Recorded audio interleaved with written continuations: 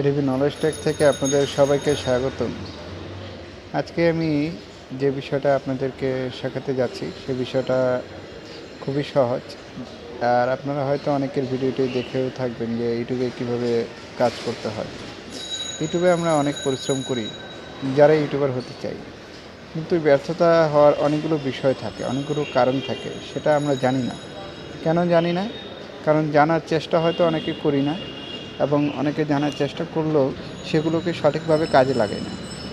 বন্ধুরা, বিষয়গুলো এরকম হলো, ইউটিউবে যে কোনো ইউটিউব হোক অথবা ব্লগার হোক অথবা যে কোনো সাইট হোক, আপনি যদি কাজ শিখতে চান অবশ্যই সেই কাজের উপরে আপনার ফুলফিল মনোযোগ থাকতে হবে। মনোযোগ ছাড়া আপনি কাজ শিখতে পারবেন না। সেই কাজে আপনার কী কী ভুল ত্রুটি আছে সেগুলোকে অবশ্যই জানার চেষ্টা করতে হবে, কারণ জানার মাধ্যমেই কাজ শেখা সম্ভব। বন্ধুরা, আজকে আমরা যেগুলো বিষয় নিয়ে কথা বলবো, এক নম্বর হলো ইউটিউবে আমরা অনেকেই ভিডিও আপলোড করি, ভিডিও আপলোড করে রেখে দিই। মনে করি যে শুধু ভিডিও আপলোড করতে থাকলেই ইউটিউবের ভিউজটা গেইন হতে থাকবে।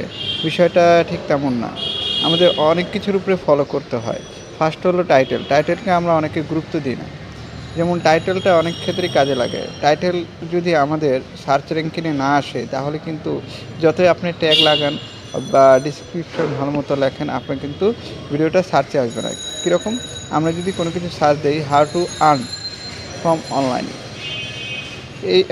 এটা হলো একটা ট্যাগ অথবা টাইটেলই বলা যায়। এটা যদি আমরা টাইটেলে লাগাই, এটা যদি সার্চ দিই, ফার্স্টে অনেকগুলো ভিডিও শো করবে। সেগুলো টাইটেলে দেখবেন এরকম, মনে করেন যে রিলেটেড ট্যাগ দ্বারা তৈরি, এরকম টাইটেল। সো এই সকল ভিডিওগুলো ইউটিউব আমাদের কাছে কী করে, প্রেজেন্ট করে। আমরা ভিডিওগুলো ক্লিক করে দেখি। তো ফার্স্ট টপিকে আমি বলবো যে অবশ্যই আপনারা টাইটেলের দিকে অবশ্যই মনোযোগ দিবেন। টাইটেলটা হলো খুবই গুরুত্বপূর্ণ একটা বিষয়।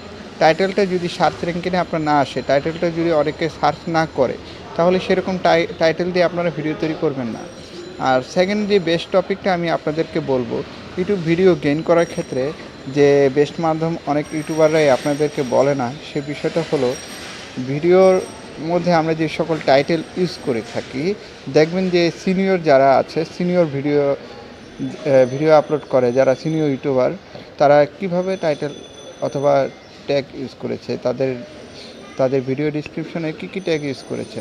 এখন ধরে নেওয়া যাক যে ধরেন আমরা যে কোনো একটা ভিডিও সার্চ করব, যেমন ধরেন how to upload video from YouTube, in mobile. এখন এটা সার্চ করার ফলে অনেকগুলো দেখবেন যে আপনাকে সাজেস্ট করবে ইউটিউব, অনেকগুলো ইউটিউবারদের ভিডিও। এখান থেকে আপনি হয়তো যে কোনো একটা ইউটিউবারকে সিলেক্ট করলেন, কিন্তু যে কোনো ইউটিউবারকে সিলেক্ট করলে হবে না। ফার্স্টে 1, 2, 3 নাম্বার সার্চ র্যাঙ্কিংয়ে যারা আছে তাদেরকে সিলেক্ট করবেন। তারা কী কী ট্যাগ ইউজ করেছে, তাদের ওই ট্যাগের মধ্যে সার্চ ইঞ্জিনে 1, 2, 3 নাম্বার পর্যন্ত কী কী ট্যাগ সাজেস্ট করছে ইউটিউব র্যাঙ্কিংয়ে, সেই ট্যাগগুলোকে আপনারা কীভাবে কী করবেন, আমি পুরো বিষয়টা একটু পরে আপনাকে বুঝিয়ে দিচ্ছি। বিষয়টা হলো এরকম বন্ধুরা, যে আমরা যেই সকল ট্যাগগুলো ইউজ করি, দেখবেন কোনো না কোনো ইউটিউবার সেগুলোকে ইউজ করে থাকে। কিন্তু আপনি একটা জিনিস লক্ষ্য রাখবেন, আপনি যে ট্যাগগুলোকে ইউজ করবেন সেই ট্যাগগুলো যাতে অন্য ইউটিউবারদের সাথে না মিশে যায়, একান্তভাবে এই বিষয়টি আপনার লক্ষ্য রাখতে হবে। দেখেন, ল্যাপটপে গিয়ে আপনি সার্চ করবেন অথবা মোবাইলে গিয়ে সার্চ করবেন যে কোনো একটা টপিক, যে টপিক নিয়ে আপনি ভিডিও বানাতে চান, সেই টপিকটি আপনি সার্চ করবেন। পরপর 3টা ফার্স্ট ভিডিও আপনি কী করবেন, ওই ইউটিউবাররা যে ওই ভিডিওতে যেগুলো ট্যাগ ইউজ করেছে সেই ট্যাগগুলোকে আপনি কী করবেন, কপি করে আপনি টিউববাড়ি এক্সটেনশন যাবেন। টিউববাড়ি এক্সটেনশনে গিয়ে ওই ট্যাগগুলোকে সার্চ করে দেখবেন 1, 2, 3 নাম্বার র্যাঙ্কিংয়ে কী কী ট্যাগ সাজেস্ট করছে।